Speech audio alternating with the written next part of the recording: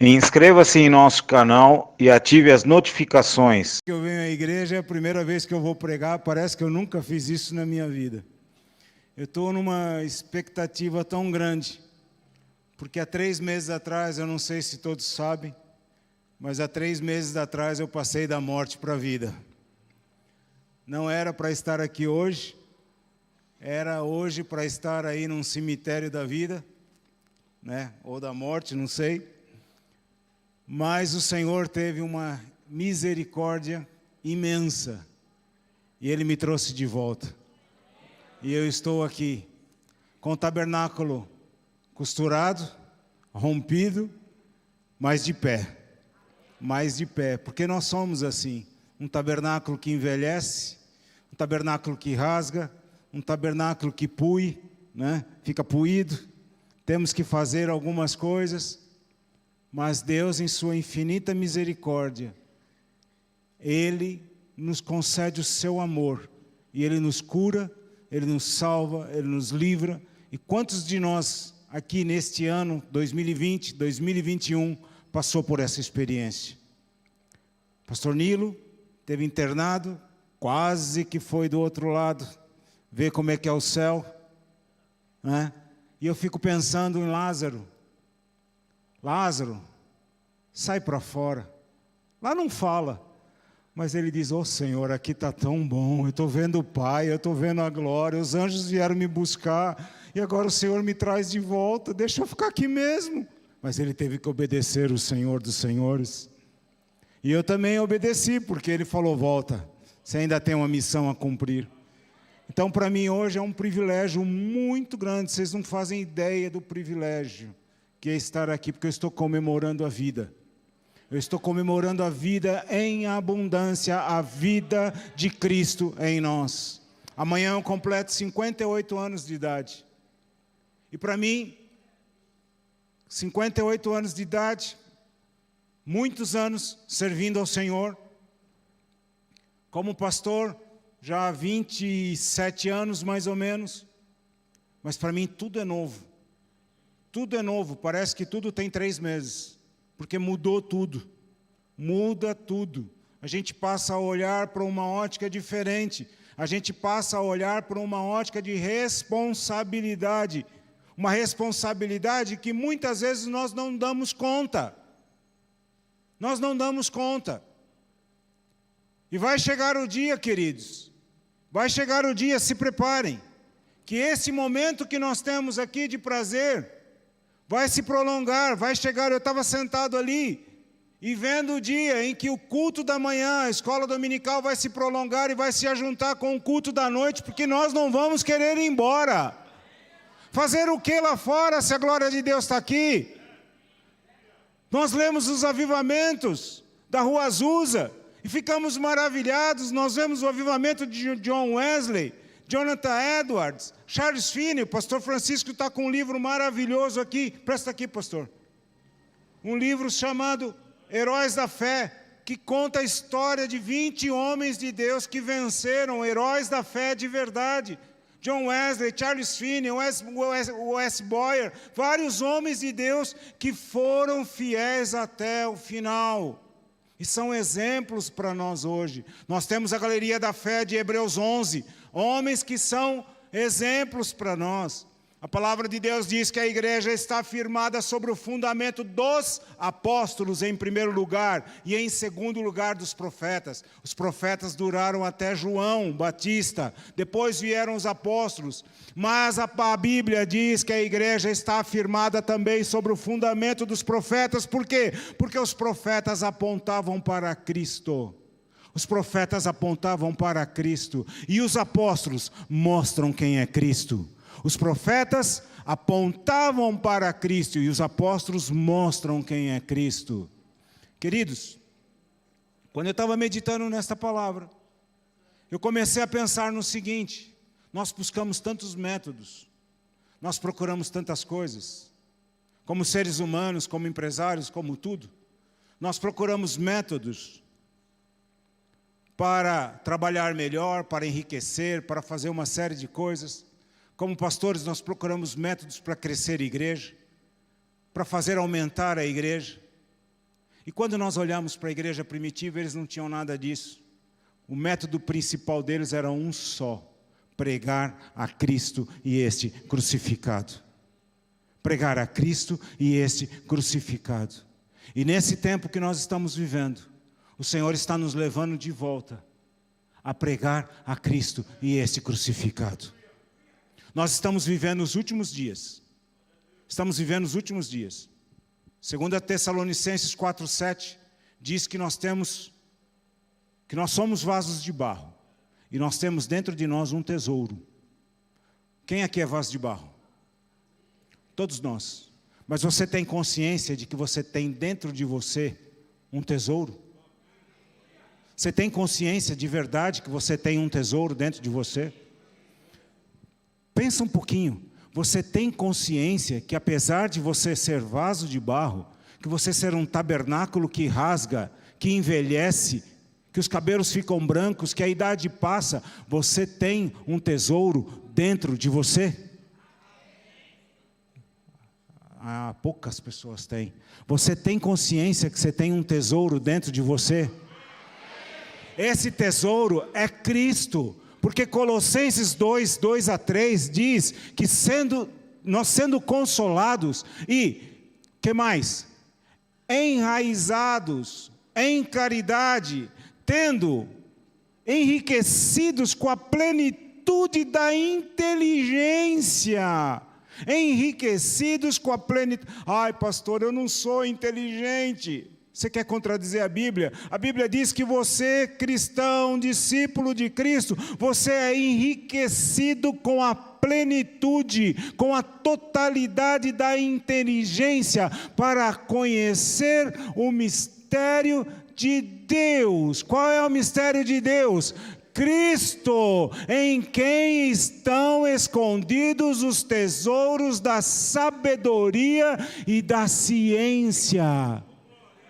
Queridos, nós temos um tesouro dentro de nós que se chama Cristo, em quem estão escondidos todos os tesouros da sabedoria e da ciência. Qualquer um de nós aqui somos mais inteligentes do que Einstein, que Freud, qualquer homem que seja inteligente e considerado inteligente neste mundo. Qualquer um de nós somos mais inteligentes do que ele, porque nós temos a inteligência de Cristo. A tua mente é a mente de Cristo. A tua mente é a mente de Cristo, porque a palavra diz: pensai nas coisas que são de cima e não nas que são da terra, onde Cristo está assentado à destra de Deus. Queridos, eu estive no hospital. Fiquei 15 dias, 8 a 9 dias em coma, não vi nada, não vi absolutamente nada, não sei o que vi também, mas depois que acordei vi muita coisa. E depois que eu acordei, duas evidências ficaram claras para mim, porque Deus me mostrou muito claro. A primeira evidência: nós estamos em guerra. E não é uma guerra infantil, não. Nós, igreja, estamos travando uma guerra infantil. Nós estamos travando uma guerra com armas de brincadeira, com revólver de jato d'água. Nós estamos apostando pistola de jato d'água. Diabo. Nós estamos com armas de brincadeira, enquanto o exército inimigo está com armas verdadeiras. Ele está posto em ordem unida, as hierarquias estão estabelecidas, as posições deles estão tomadas, eles não estão em briga um com o outro. Nós aqui pensamos que eles são desunidos, mas eles não são. E Efésios 4 nos mostra as 4 posições hierárquicas que eles têm, e eles não estão aqui na terra, eles estão no mundo celestial, estão aqui no mundo celestial, não estão aqui, que comandam toda a operação, e o que nós vemos são só alguns atos físicos, e nós achamos que nós estamos que nem os discípulos. Eles nos submetem. E Jesus disse, Efésios 6, perdão. Então, eles nos submetem. E Jesus disse, entende porque vocês têm o nome escrito no livro da vida. Eu vi a Satanás como um raio cair do céu. Nós estamos vivendo uma guerra de brincadeira. Está na hora de nós arregaçarmos as nossas mangas e tomarmos de posse as armas espirituais que têm sido pregado aqui de Efésios 6. Nós temos que preparar a nossa mente, ocupar a nossa mente com a palavra de Deus. E aí entra o segundo aviso que Deus me deu. A importância de nós guardarmos a palavra de Deus.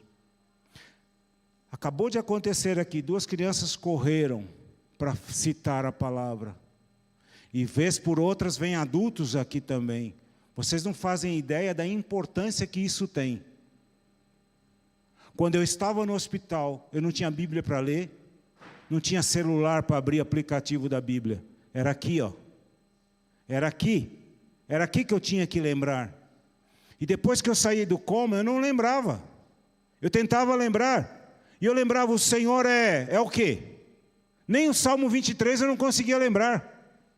E depois a mente vai voltando e a gente vai forçando, o Senhor vai nos ajudando e a mente começou a voltar e eu fui começando a lembrar a palavra de Deus. Mas o diabo estava ali atacando. Ele não parou um minuto de atacar. Não parou um minuto de atacar. Mas a mente vai lembrando a palavra, vai lembrando a palavra. E eu fui me lembrando de textos que eu decorei quando eu ainda era criança. E quando eu saí do hospital, uma das primeiras coisas que eu fiz foi pegar de novo a palavra e começar a redecorar os versículos. Já decorei o primeiro lote, agora eu vou começar a decorar o segundo lote. Por quê? Porque chegarão os dias, estão muito próximos, em que nós não teremos Bíblia e nós não teremos celular. E nós vamos ter que ter a palavra gravada no nosso coração. Nesse período, Deus me deu 7 alertas. Eu não vou falar os 7 alertas aqui hoje. Eu escrevi, um dos alertas tem 12 páginas. Depois que eu saí do hospital, já escrevi esses alertas. Estão no meu site. Quem quiser ver, quem quiser ler e estudar, é www.andandonagraça.org. Tem 7 alertas. Sobre exatamente a importância de nós meditarmos na palavra de Deus, sobre que nós estamos em guerra, sobre jugo e manipulação, que são 2 áreas extremamente importantes e que o diabo usa demais na vida das pessoas e as pessoas não se dão conta, estão sendo manipuladas. Uma das coisas que Deus me mostrou como alerta importante é isso aqui, Eu vi uma pessoa assim, desse jeito. Posição de reverência. Isso aqui inclinado. Sabe diante de quê? De um celular. Nós estamos em posição de reverência diante de um celular. Diante de um smartphone. Isso ocupa a nossa vida. E nós achamos que isso é normal porque nós vamos para o WhatsApp, Facebook, Instagram, YouTube. E ficamos procurando mensagens e mais mensagens e mais mensagens e mais mensagens, profecias e etc. E ficamos ocupados com isso, nesta posição de reverência diante daquilo, quando nós temos que estar em reverência diante do Senhor, diante da sua palavra, comendo a sua palavra, constantemente, louvando a Deus e o adorando. Sabe por que nós não conseguimos louvar e adorar muito tempo aqui? E quando a glória começa, a gente começa a ficar incomodado. E a gente vê claramente a igreja dividida. Me perdoe falar isso, mas, aliás, não me perdoe nada, eu tenho que falar mesmo. Se quiser perdoar, perdoa, se não quiser também. A gente vê a igreja dividida. Uns assim, ai, que vontade de sentar. Outros pulando, outros saltando. Isso não quer dizer que um é mais espiritual do que o outro. Mas, nos mostra o seguinte, que se nós temos o hábito de adorar e louvar em casa, este ato ele é exteriorizado quando a gente chega aqui. Porque aí, aquilo que nós fazemos sozinho, dá mais prazer quando nós fazemos em grupo, quando nós fazemos em unidade. Então nós precisamos atentar com mais diligência ao que diz Hebreus, com mais diligência as coisas que nós temos visto, as coisas que nós temos ouvido, as coisas que nós temos ouvido de pregação, com mais atenção para aquilo que nós já temos ouvido. Queridos, nós não precisamos buscar os métodos de ABC. Nós olhamos para o Brasil e nós temos homens de Deus fenomenais aqui nessa nação. Nós temos, por exemplo, um pastor chamado Abe Uber, que é um homem usado por Deus tremendamente. A unção que aquele homem tem é fenomenal. Ele abre igreja, a igreja cresce. Mas, para ter aquele crescimento, é preciso estar debaixo da unção de Abe Uber. Caso contrário, não consegue. Há outros homens de Deus, igreja videira, que cresce em células. Abriu igreja, igreja videira cresce. Mas é preciso estar debaixo da unção da igreja videira para crescer em células. Aí essa semana não, uns dias atrás, eu estava assistindo um culto aqui, pela live, estava lá em casa assistindo um culto.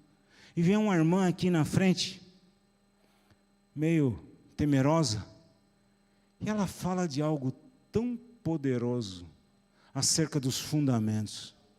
Eu sei que é Uda. Ela fala acerca dos fundamentos que ela olhava e não via o final, não via o fundo do fundamento, porque o fundamento era eterno e este fundamento é Cristo. Este fundamento é Cristo, em que a igreja está firmada sobre o fundamento dos apóstolos e dos profetas. E aí eu lembrei que Deus tem feito uma promessa, botaram ali 45 anos, em que haverá uma obra de espanto e de assombro neste lugar. E se você se der conta, esta obra de espanto e de assombro está acontecendo faz tempo. Faz 45 anos que esta obra de espanto e de assombro está acontecendo. Você já ouviu alguns testemunhos de irmãos daqui? Testemunhos de salvação. Vez por outra, Deus coloca alguém no nosso caminho para a gente ouvir o testemunho de salvação. A gente passa o dia com o irmão e ele vai contando, e a gente fica assim. Tudo isso já aconteceu com você?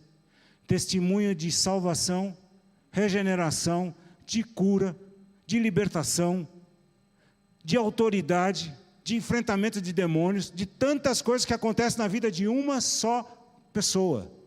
Pessoas que são libertas das drogas, libertas da bebida, pessoas que são libertas de famílias totalmente destroçadas, totalmente quebradas. E tudo isto é o quê? É aquilo que eu quero falar nesta manhã, acerca do poder da ressurreição. Acerca do poder da ressurreição. Diga comigo, o poder da ressurreição. Nós não nos damos conta daquilo que nós temos, queridos. Nós não nos damos conta do tesouro que nós temos. Nós acabamos de citar que nós temos um tesouro em vaso de barro. Nós temos o tesouro que está em Cristo, o tesouro da ciência, do conhecimento. Mas nós não temos consciência do que temos, porque nós muitas vezes olhamos um para os outros e não nos damos conta de quem está ao nosso lado. Nós não nos damos conta de que ao nosso lado está um vaso de barro cheio de tesouro. E esse tesouro, a Bíblia fala que existe, o vaso ele pode ser um vaso do quê? De barro, de ouro, prata, madeira e feno, e barro. 4 tipos.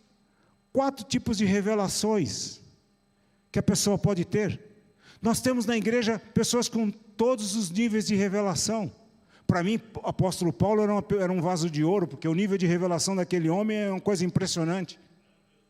É algo impressionante. O que aquele homem fez em tão pouco tempo. Mas se acredita que aquilo que aquele homem fez está à nossa disposição hoje e nós podemos fazer também? Você acredita nisso? Você acredita nisso? E por que aquele homem teve esse nível de revelação?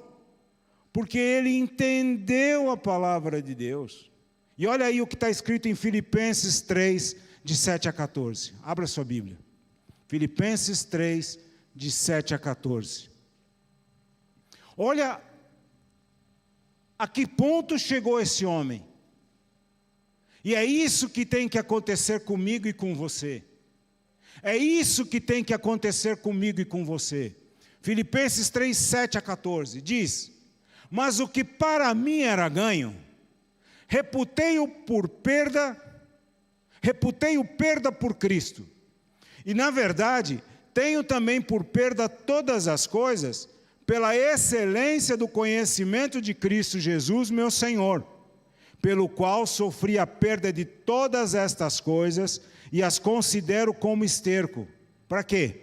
Para que possa ganhar a Cristo e seja achado nele, não tendo a minha justiça que vem da lei, mas a que vem da fé, mas a que vem pela fé em Cristo, a saber, a justiça que vem de Deus pela fé para conhecê-lo, a virtude ou o poder da sua ressurreição e a comunicação de suas aflições, sendo feito conforme a sua morte, para ver se de alguma maneira eu possa chegar à ressurreição dos mortos.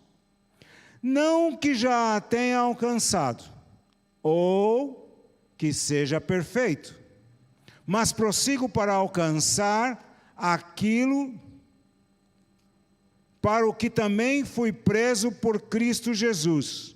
Irmãos, quanto a mim, não julgo que o haja alcançado, mas uma coisa faço, e é esquecendo-me das coisas que atrás fico, e avançando para as que estão diante de mim, prossigo para o alvo, pelo prêmio da soberana vocação que há em Cristo Jesus. Agora olha o versículo 15.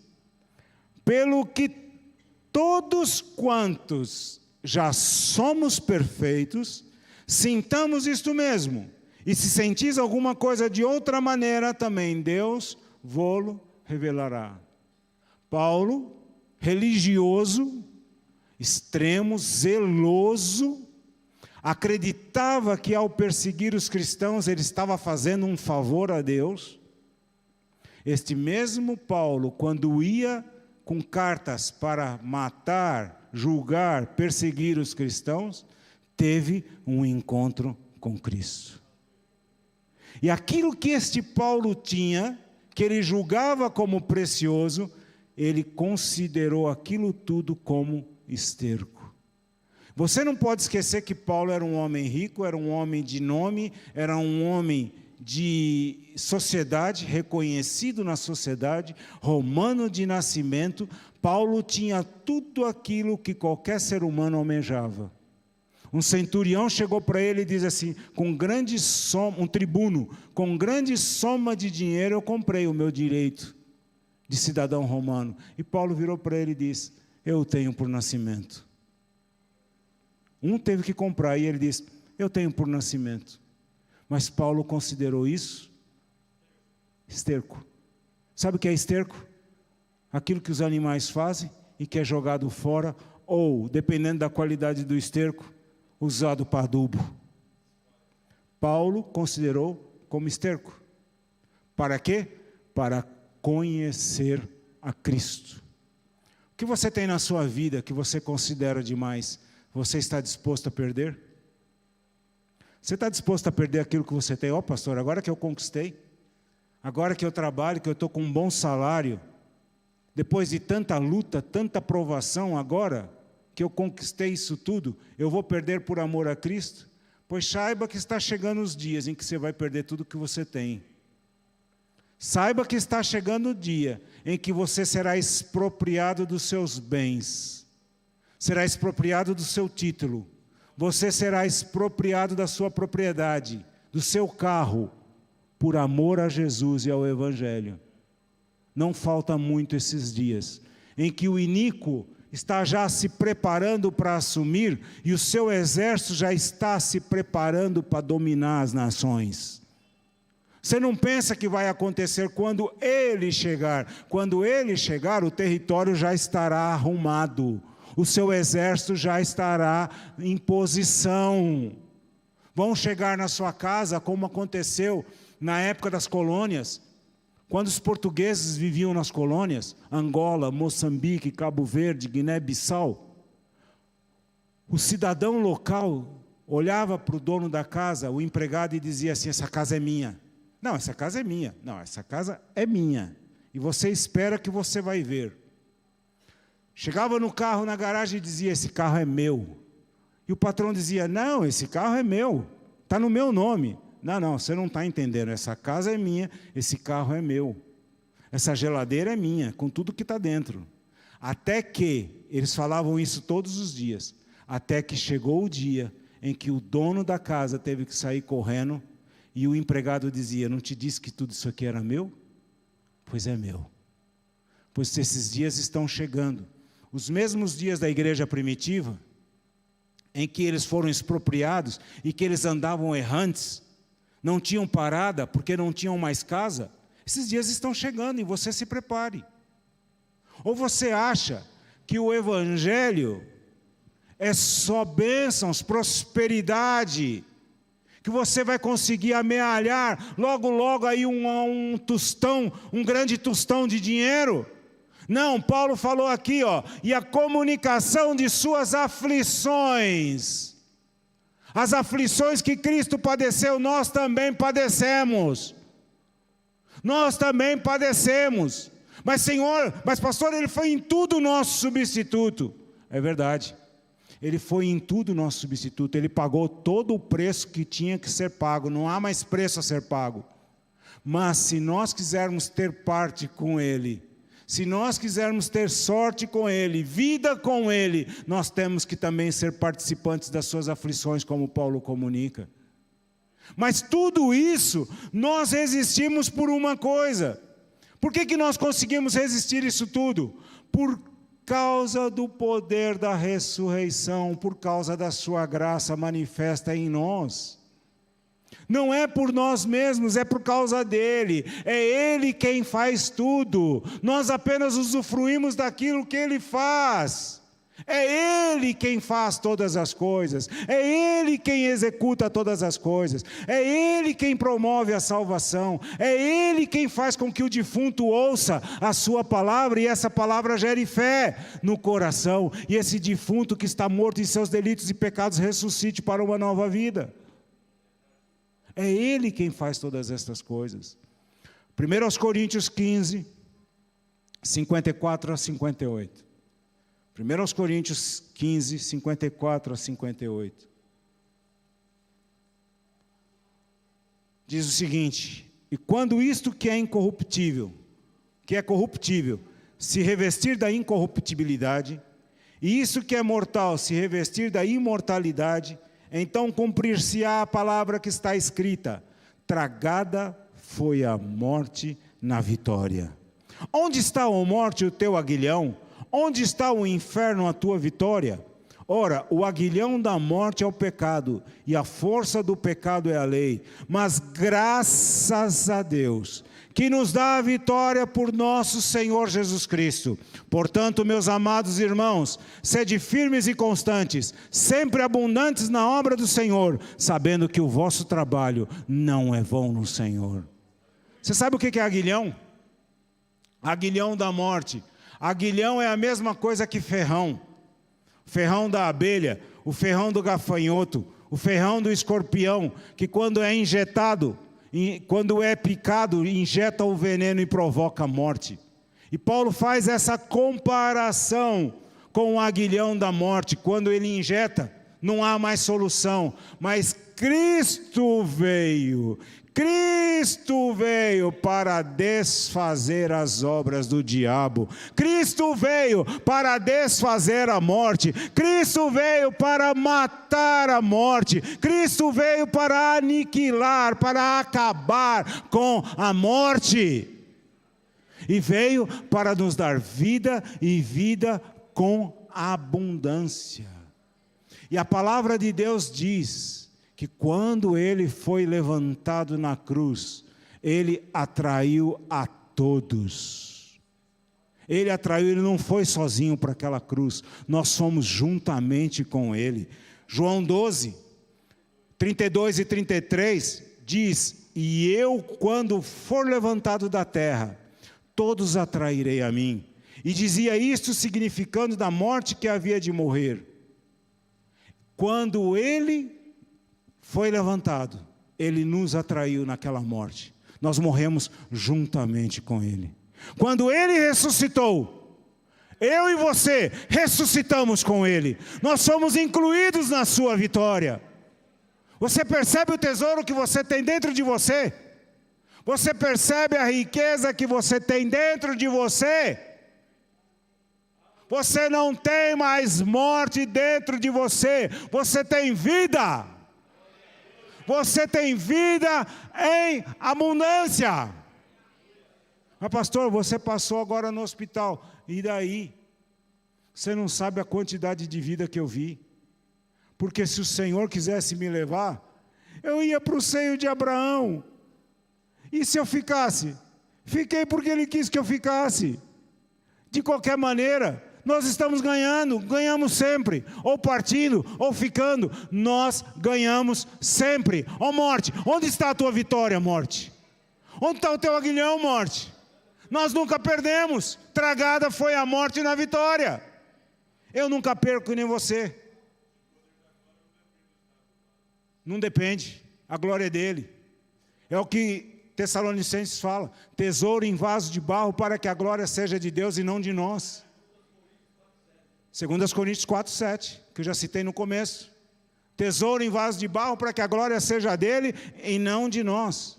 E olha a outra prova de que nós somos atraídos. Romanos 6, 4 e 5 diz: de sorte que fomos sepultados com ele pelo batismo na morte. E aí vem agora um grande segredo. Para que como Cristo ressuscitou dos mortos. Pelo quê? Pelo quê? Oh, ainda bem que só o pastor Francisco e o pastor Dirceu sabem disso. Como é que Cristo ressuscitou?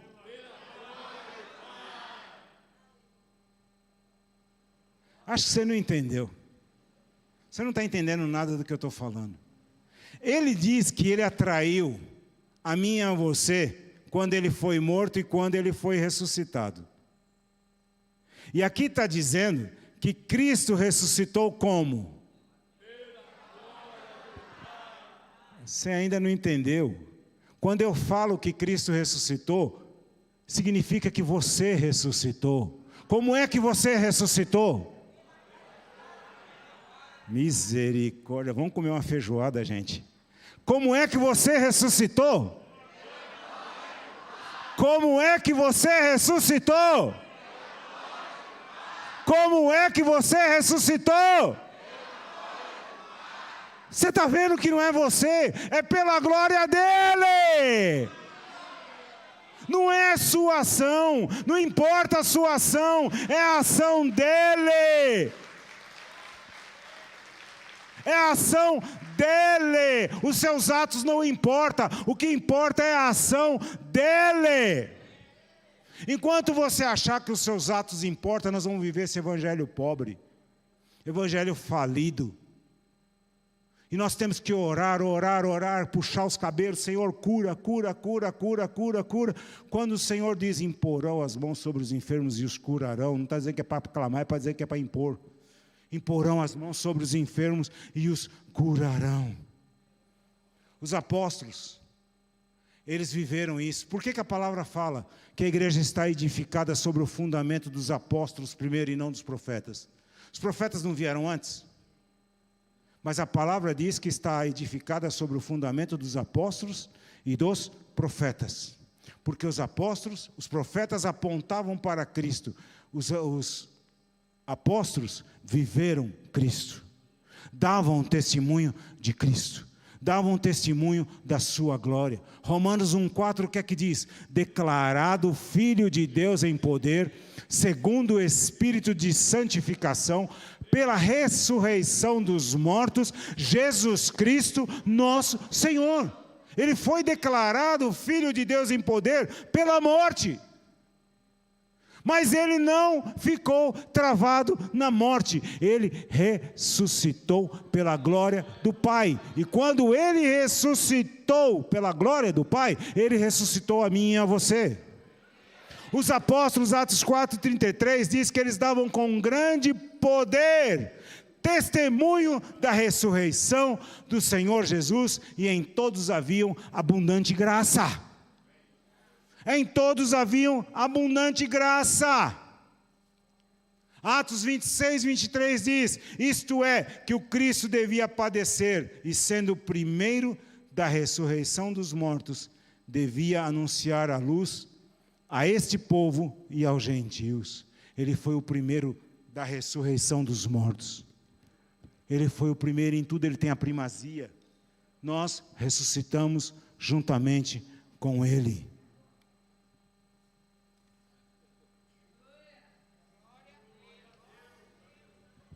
Há um cântico que nós cantamos muito. Porque ele vive, eu posso crer no amanhã. Quem já cantou isso? Por que você pode crer no amanhã? Por que você pode crer no amanhã? Por que você pode crer no amanhã? Porque ele disse: eu sou a ressurreição e a vida. Quem crê em mim, como diz a Escritura, quem crê em mim, ainda que esteja morto, viverá. E todo aquele que vive e crê em mim, nunca morrerá. Nunca morrerá. Pastor, nós somos um cemitério, nós levamos Odilon, nós levamos o Celso, nós levamos o Oséias, nós levamos não sei quem, não sei quem, não sei quem, não sei quem, quase levamos você. Nunca, nunca, nunca. Então por que você fica lá no cemitério com aquela cara de, ai meu Deus? Queridos, eu vou dizer uma coisa que pode chocar alguns. Mas dia de enterro de crente devia ser festa. Dia de enterro de crente devia soltar fogos. Dia de enterro de crente nós devíamos celebrar. Eu vou contar uma coisa para vocês. Eu me vi morto enquanto eu estava no hospital. Eu me vi na morgue do hospital, em cima de uma mesa. Quem é enfermeiro sabe, aquelas mesas de metal, aquelas macas de metal. E eu me vi em cima daquela, e eu reclamando com frio. Está frio, eu quero um cobertor, mas eu estava morto. E naquela hora eu pensava assim, bom, se eu estou morto, se eu estou aqui, é porque o Senhor me colocou aqui. Então, se Ele me colocou aqui, Ele vai me aquecer. Eu pensando isso na visão. A segunda visão que eu tive, eu já me via no cemitério. Meu velório. Eu no caixão. E os irmãos todos à volta. E eu abri os olhos, ninguém me via, todo mundo me via de olho fechado, mas eu estava de olho aberto olhando para a cara dos irmãos. E era um típico velório nosso. Uns irmãos rindo, outros louvando, outros falando de Deus, outros conversando, outros meio assim, típico velório nosso. E minha mãe, meio contente, meio triste. Como ela ficou no enterro do meu pai. Nem chorava, mas também não estava triste porque sabia para onde é que ele tinha ido. A mesma coisa, a mesma cena eu vi. E de repente, eu ali, o Senhor fala comigo, levanta, está na hora. E eu me levantei, fiquei sentado no caixão. E fiquei olhando para os irmãos para ver quem ia ser o primeiro a sair correndo. Na visão que eu tive. E os irmãos olhando, uns começaram a glorificar, e eu, graça e paz, irmãos. Ainda dei graça e paz ainda, bem educadinho. Morto, dando graça e paz. E aí me veio uma certeza tão profunda, desse poder da ressurreição, que ainda que eu estivesse morto, eu viveria.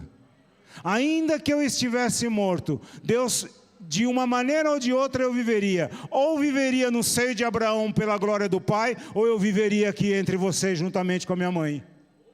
De uma maneira ou de outra eu estaria vivo, não estaria morto.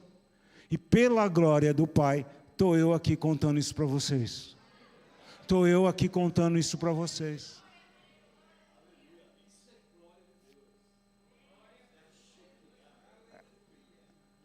Pastor Francisco, só tem uma maneira de experimentar o poder da ressurreição. Quem sabe qual é a maneira? Qual é a maneira de experimentar o poder da ressurreição? Fazer pergunta aqui na frente com o pastor aqui, ele já responde logo. Qual é a maneira de experimentar o poder da ressurreição? Você tem medo da morte? Fala alto, como é que é? A única maneira de experimentar o poder da ressurreição é morrendo. Não tem outro jeito. Quando isso acontece, nós temos 6 resultados. 6 resultados acontecem na vida do morto que ressuscitou. A primeira, o pecado não terá domínio sobre nós. Diga comigo, o pecado não terá domínio sobre nós. Mais uma vez, o pecado não terá domínio sobre nós. Você que está anotando, anote, Romanos 6, de 11 a 14. Pastor, você não vai ler? Não, é para você ler em casa. Que assim você vai sair daqui hoje, de vez você está lá, inclinado no celular, você vai pegar a Bíblia e vai estudar as Escrituras. Vai encher ainda mais. Segunda coisa que acontece, do morto que ressuscitou, não teremos nenhuma condenação sobre nós. Primeiro, o pecado não terá domínio sobre nós. Segundo, não teremos nenhuma condenação. Diga, eu não tenho nenhuma condenação sobre mim. Romanos 8:1. Terceiro, estaremos livres para manifestar a vida e o poder de Cristo. Manifestar a vida e o poder de Cristo, segundo aos Coríntios 4:11. Quarto, falaremos e agiremos em demonstração de espírito e poder. Paulo, quando foi aos Coríntios, saindo de Atos 17, ali Atos 17 foi o doutor Paulo que pregou. Aquele discurso de Paulo, não foi o apóstolo Paulo, foi o doutor Paulo. Paulo falou dos poetas, Paulo falou do que eles sabiam, ali o doutor Paulo. Mas quando Paulo foi para Coríntios, ele disse que foi em temor, tremor e grande fraqueza.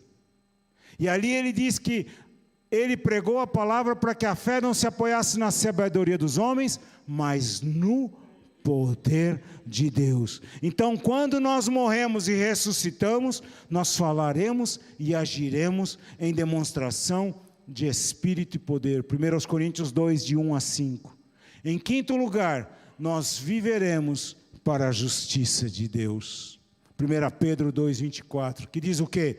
Que ele levou sobre ele as nossas iniquidades e levou também as nossas enfermidades, para que mortos pudéssemos viver mortos para o pecado, pudéssemos viver para a justiça. E pelas suas pisaduras nós fomos sarados. E essas pisaduras que ele fala que nós somos sarados, não é apenas a cura física, é a cura espiritual. Ele levou a nossa morte eterna. Principalmente, nós somos curados da enfermidade eterna. E por último, o morto que ressuscitou tem orações que terminam em terremoto. Você já pensou nisso? A igreja primitiva estava reunida e eles oravam, e enquanto terminaram de orar, o que aconteceu? O que aconteceu? Quem acredita que isso pode acontecer aqui? À medida que nós tivermos mais mortos que ressuscitaram aqui, nós vamos ver isto acontecer.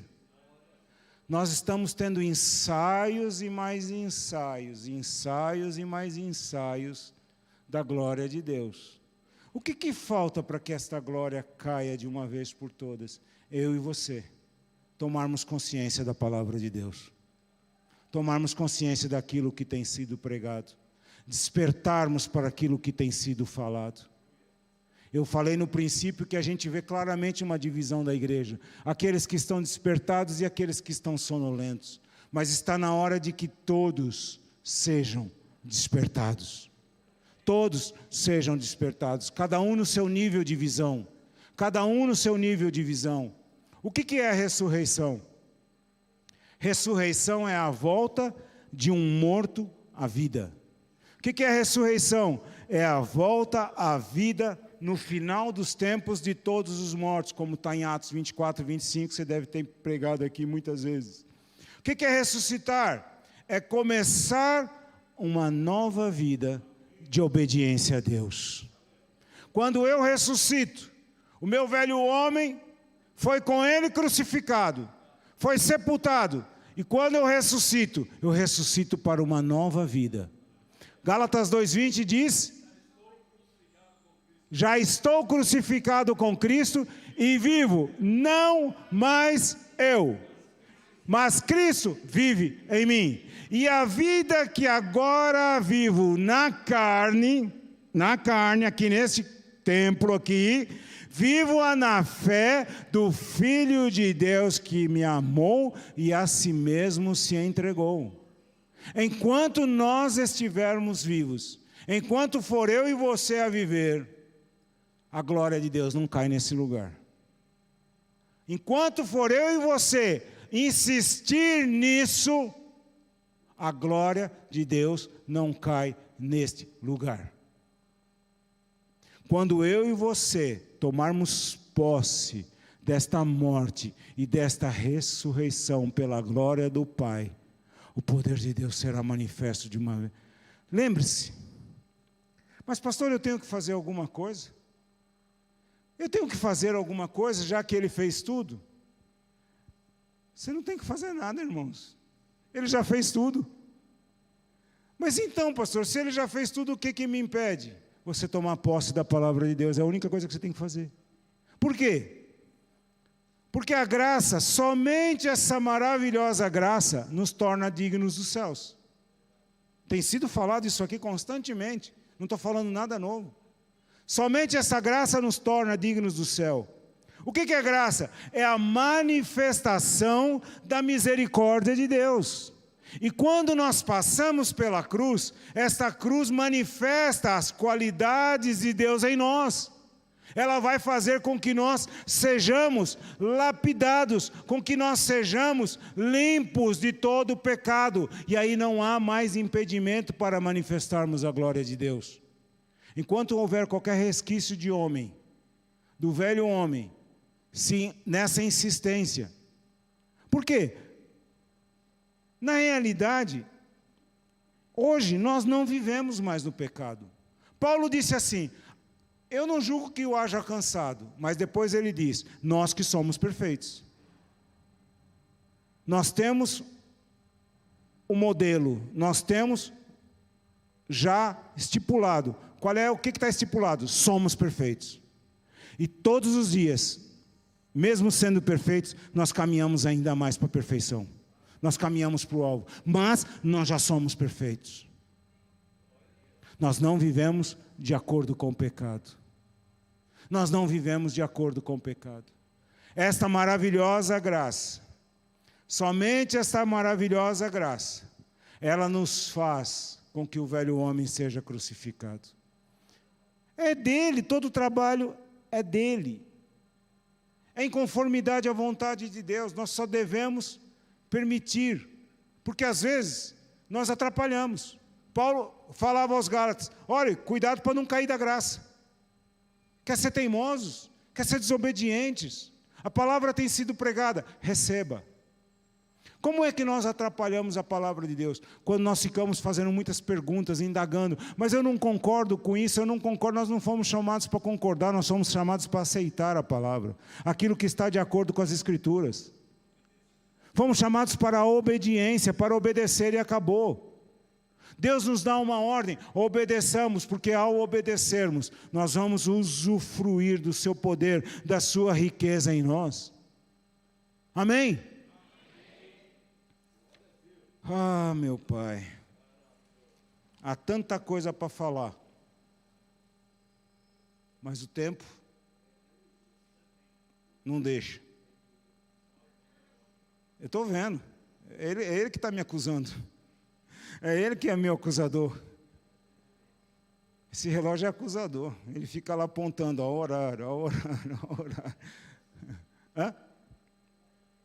Até meio-dia? Tá. Ai, pai. É até meio-dia, mas a gente tem uma coisinha para fazer. Viu, Sérgio? A gente tem uma coisinha para fazer.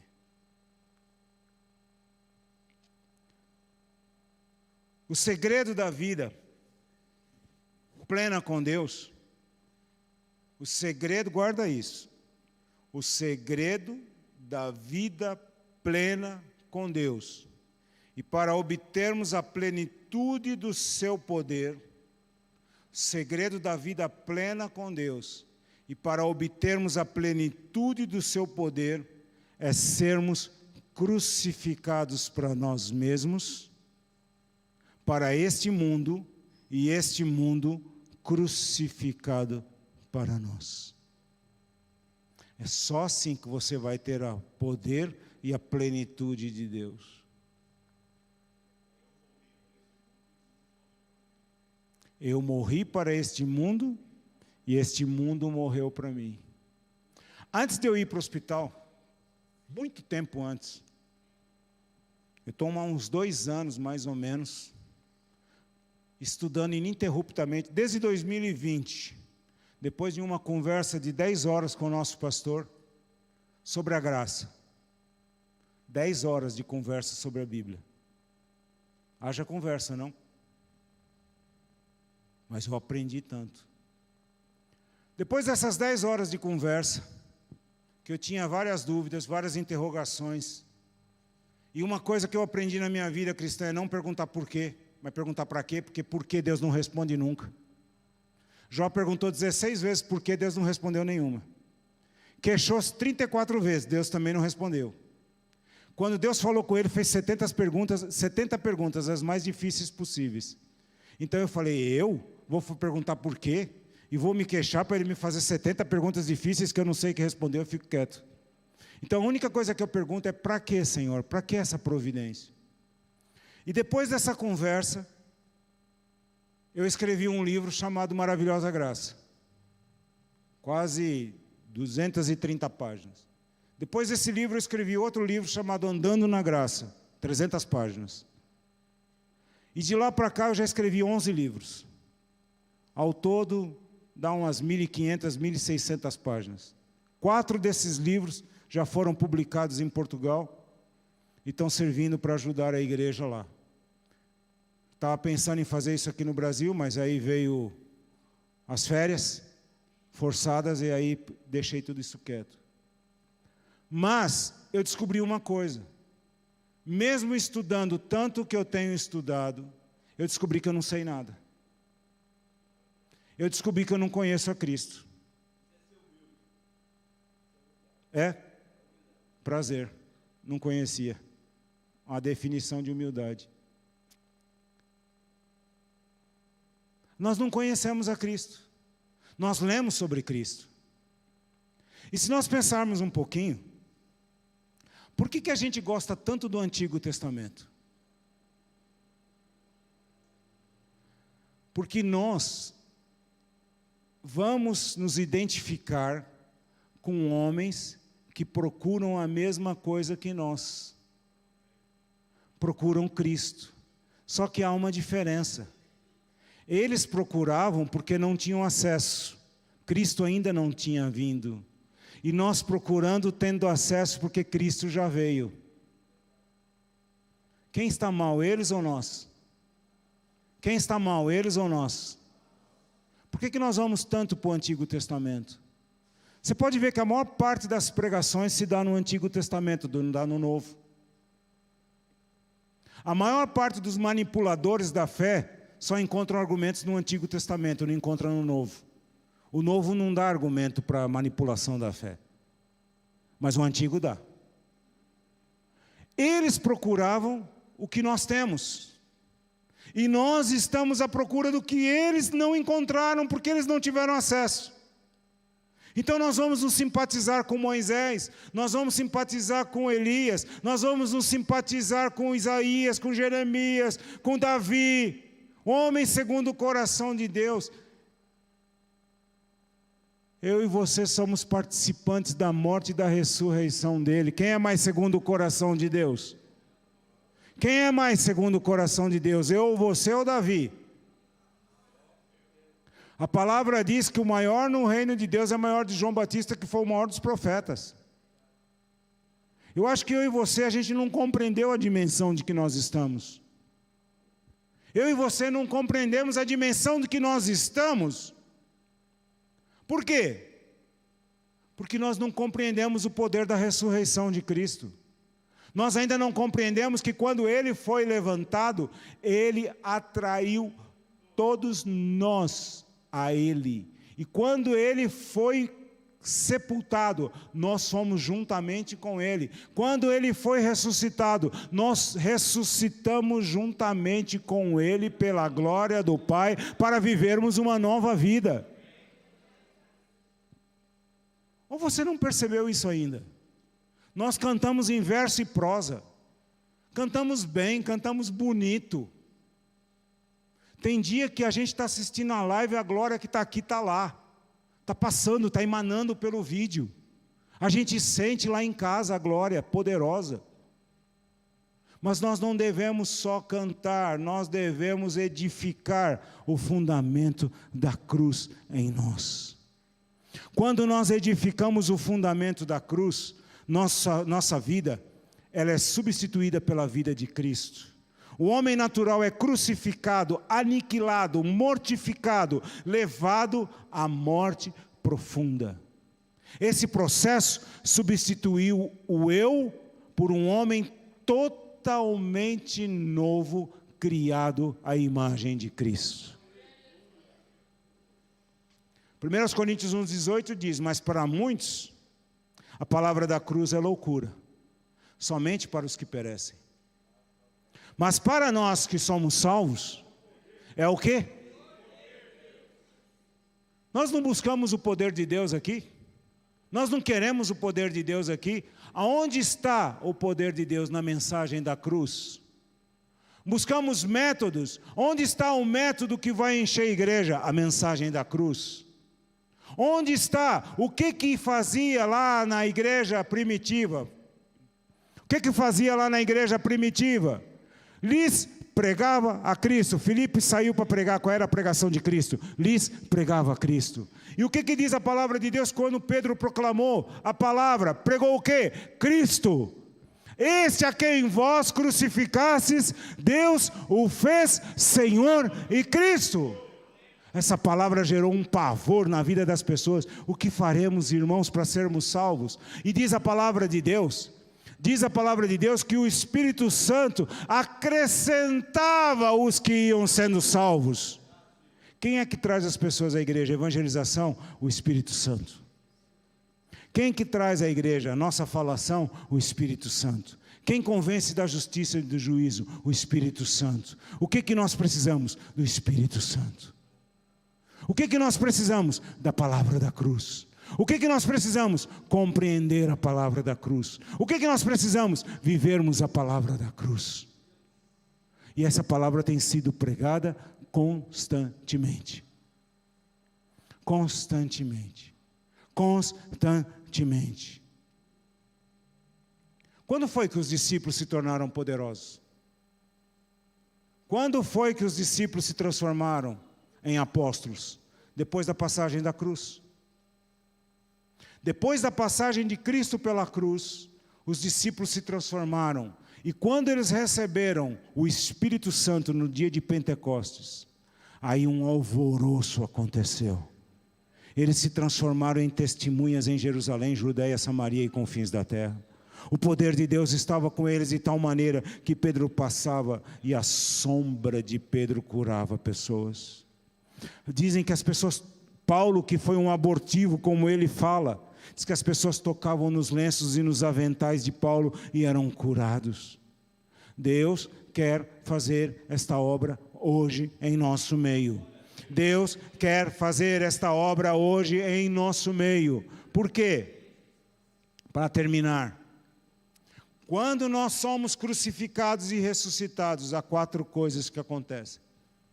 Quando nós somos crucificados e ressuscitados, diga comigo: sou nascido de Deus, sou gerado de Deus, sou vivificado por Deus, sou de novo gerado da semente incorruptível pela sua palavra. O que acontece quando eu sou crucificado e ressuscitado? Sou nascido de Deus, João 1,13. Sou gerado de Deus, 1 Pedro 1,3. Sou vivificado por Ele, Efésios 2, de 1 a 5.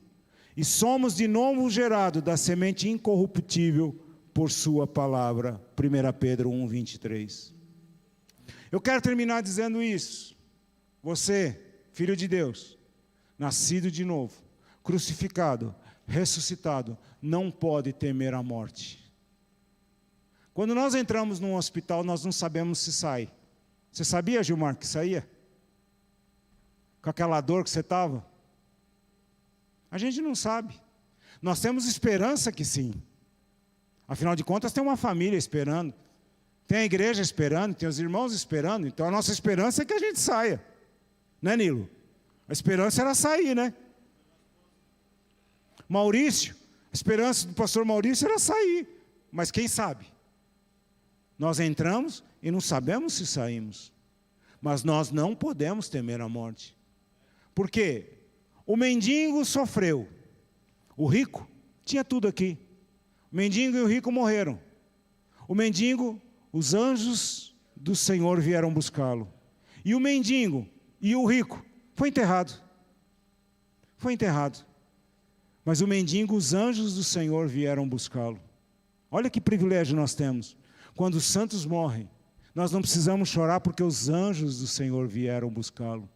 Os anjos do Senhor, não importa a idade, queridos, não importa que tenha 9, 10, 50, 80 anos, não importa. Os anjos do Senhor vieram buscá-lo. Oi? Nem 84, como diz o pastor. Os anjos de Deus vieram buscá-lo. E o apóstolo Paulo diz que para mim o viver é Cristo, o morrer é ganho. Mas se o viver na carne der fruto para a minha obra, não sei o que eu devo escolher. Mas de ambos os lados estou em aperto. Tenho desejo de partir e estar com Cristo, porque isso é muito melhor. E o que ele diz mais? Porque se vivermos para o Senhor, vivemos. Se morrermos para o Senhor, morremos. De sorte que ou vivamos ou morramos, nós somos de quem? Tem certeza? Tem certeza, Jonathan? Vivendo ou morrendo, somos de quem? Nessa certeza, nós temos e podemos crer que há um amanhã. O ímpio fica fazendo planos. E nós, ainda que não venhamos a acordar no dia de amanhã, nós sabemos que temos um amanhã. Por quê? Porque ele vive. E é isso que eu quero terminar cantando, que eu quero celebrar nesta manhã. Porque ele vive, eu posso crer no amanhã. Porque ele vive, eu voltei do hospital. Porque ele vive, eu estou aqui esta manhã compartilhando a palavra de Deus. Porque ele vive, amanhã eu completarei 58 anos. Porque ele vive, pastor Disseu tem 84 anos pregando a palavra de Deus. Porque ele vive, Nilo está aqui, sobrevivente da Covid. Porque ele vive, pastor Maurício está aí, vivo para a glória do Pai, em nome de Jesus Cristo. Aleluia, porque ele vive.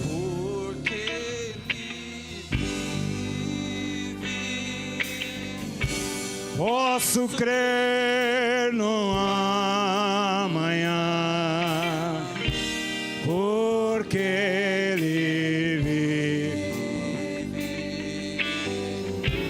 Temor não há,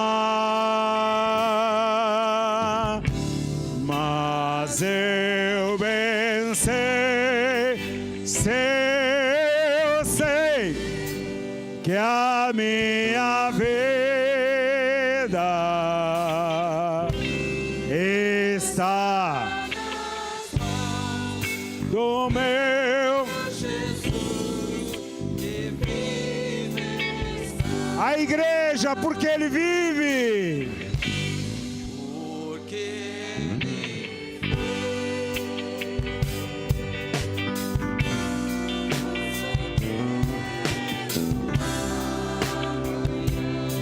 Porque Ele vive.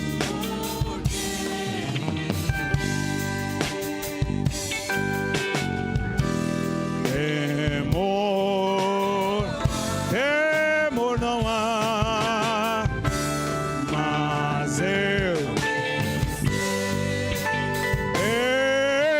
sei que a minha vida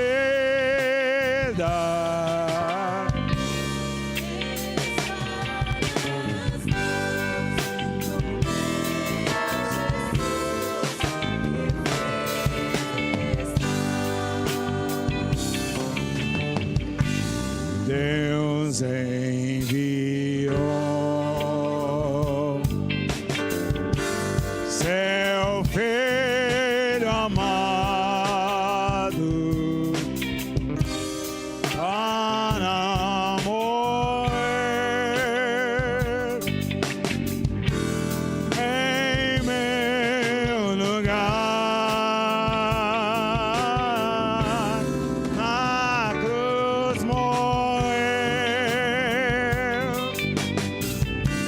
por meus pecados, mas o sepulcro está vazio.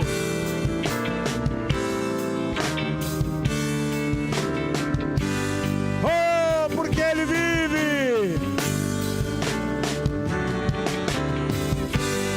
Oh, aleluia. Posso crer no amanhã, porque Ele vive.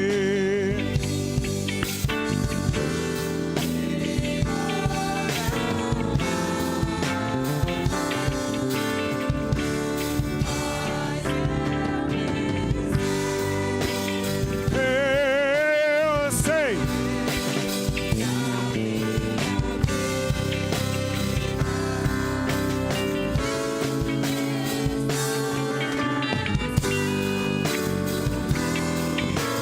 Só a igreja, quando enfim, sem instrumentos. Só a igreja, e quando enfim, e pense nisso, quando enfim, e quando enfim chegar a hora, o que você vai fazer? Você vai enfrentar a morte. E aí?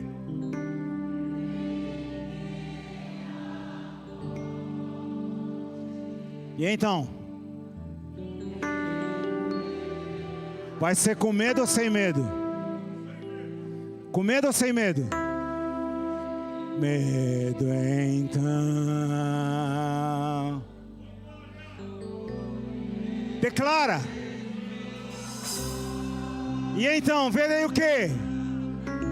Verei na glória